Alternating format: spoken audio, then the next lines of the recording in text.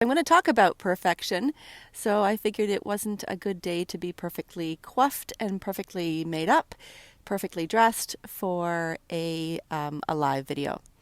So in the world of organizing, in my professional opinion, there is no such thing as perfectly organized.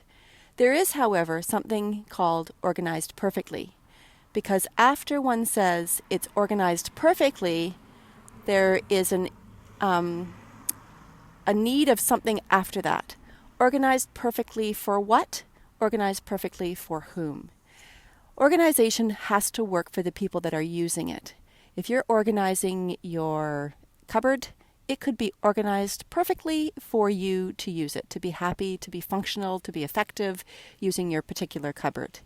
If you're organizing for your office, something might be organized perfectly for your office. And the people that are working in your office, or maybe just you work in your office, so it's organized perfectly for you to work in your office.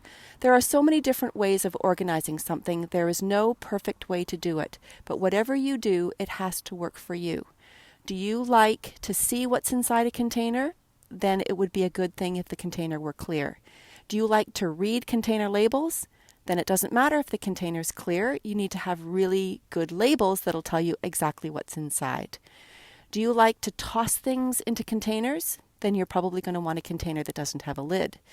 Do you like to stack the containers on top of each other? Then you probably want containers with lids that you can stack on top of each other.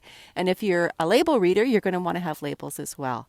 So you can see that it really depends on how you organize, how your group, your family, your office, whatever it is you're organizing for, whatever you're organizing has to be organized perfectly for that purpose, for those people, for that space.